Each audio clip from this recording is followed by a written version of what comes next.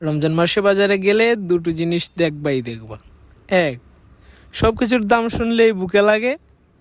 আর দুই, কিছু মানুষ এমন জায়গায় খাচ্ছে যেটা দেখলে হাসি থামানো কঠিন। আজকে দুটোই দেখাবো, চলো। বাজারে পা দিলাম, জমজমাট অবস্থা, মানুষ, হইচই, ভিড়। রমজান মাসে বাজারের একটা আলাদা চেহারাই থাকে। সবাই ইফতারের আগে দৌড়াচ্ছে, সব কিছু গুছিয়ে নেওয়ার তারা। দেখতে ভালোই লাগছিল, কিন্তু দোকানে দাম জিজ্ঞেস করলেই সেই ভালো দাও।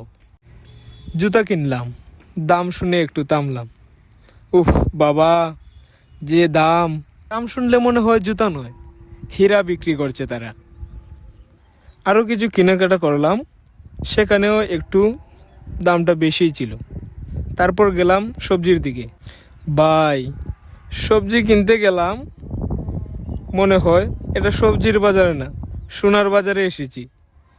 রমজান মাসের দাম বাড়বে এটা জানি, কিন্তু প্রতিবার গেলেই মনে হয় নতুন করে শখ খাচ্ছি।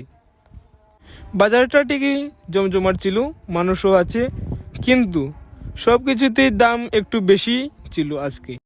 কেনাকাটার মাঝে আজান হলো, ব্যাগ রেখে নামাজে দৌড়ে গেলাম। এই ব্যস্ত বাজারের বেড়েও যখন একটু থামা যায়, মনটা হালকা হয়ে যায়। দামের ধাক্কাটাও একটু সময়ের জন্য ভুলে গেলাম। আমার শেষে আবার বের হলাম, সবজি দেখছিলাম, এদিক ওদিক চোখ যাচ্ছে। হঠাৎ দেখি একটা দোকানের সামনে কাপড় ঝুলানো, ভেতরে উকি দিলাম। হায় আল্লাহ, রমজান মাসে দিনের বেলায় কাপড়ের আড়ালে চা কফি আর খাওয়া দাওয়া চলছে। দোকানদার লুকাচ্ছে, কাস্টমারও লুকাচ্ছে, কিন্তু আমার চোখ পাকি দেওয়া কি এত সহজ? আমার চোখের পাশাপাশি আমার ক্যামেরার চোখেও ধরা পড়লো এই দৃশ্যটি।